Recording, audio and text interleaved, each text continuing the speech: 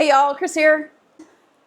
I am going to save the seeds from these 3 varieties. This we saved seed from last year. This we saved seed from last year. And we've got to keep that going. So let me show you how to save the seed. All right, here is my seed saving book. It's called Seed to Seed by Susan Ashworth. I will link it in the description below.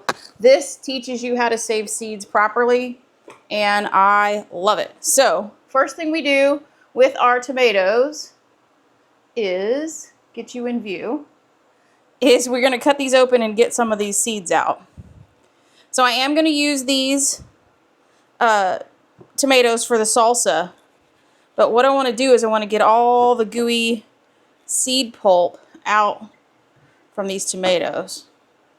And y'all, I'm highly allergic to the tomato acid, so I'm going to use a glove and a spoon. And we're just going to get all the goo out. And see, we're going to leave the meat. We're just going to put that in the bowl to use for the salsa. And in this goo, there are tons of seeds. So I want to just fill this bowl up with the seeds and let them jam away. And so we're going to do this for each of the varieties. We're going to pull the center out, get all the seeds out of there.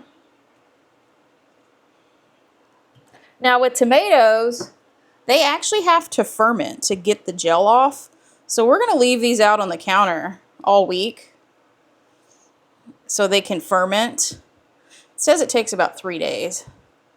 So we'll see. But that should be plenty of seeds and seed pulp to do what we need to do next year. And probably the year after. It doesn't take much. So this was what? 1, 2, 3... 4 or 5 tomatoes of these cherry type. Or I think they're plum. They look more like plum. I have no idea what they are. But they're fantastic. Okay. And so here's what I'm going to squeeze as many seeds out of this pulp as we can. Get the big chunks of pulp out of there. Because we want the seeds left behind and the big tomato chunks out of there. Okay. So this is what saving seeds looks like. See all the seeds in there? We're going to leave it just like this. Leave the water in there. Leave the seeds floating in there. And these are going to ferment over the next few days. And then we'll take you along with the next process. Y'all, I know this is a tedious process. However, this is totally worth it because these seeds are already acclimated to our zone because they've already grown one season, and it just makes for a better product in the end. All right, y'all, there we go. There's the yellow. Here you saw the plum, and then here are the Amish paste. Now, Amish paste are bred to where they have a ton of meat and not a lot of seeds. So that was all we got out of that little bitty, or that big old tomato. So, all right. Now, let's take our tomatoes and go make salsa.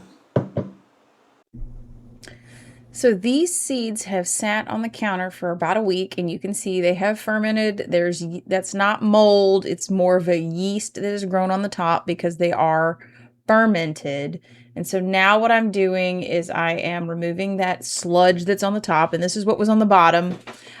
These are the seeds that are left over with some of the pulp. And the next process that we're going to do, it'll be in frame in just a second, is we're going to wash off all that stuff and get down to just the seeds. And we're going to do that for every single seed section each. And then I'm going to put them on paper towels and let them dry all the way before I put them away until next season. So you can see I'm just running water over. I'm letting the seeds settle to the bottom after, and then letting like the, what do you want to call it? Like the pulp or the meat flesh, get as much off as you can. And then what I like to do is just spread each one out on a paper towel and go from there and let them dry all the way until it's time to put them up. This is not a hard process. It just takes time, and it's going to save you a ton of money, and you're going to love the product afterwards because the seeds that you grow next year are going to grow better because they've already been in your ground. So like, comment, and subscribe if you haven't already. And until we see you on the next video,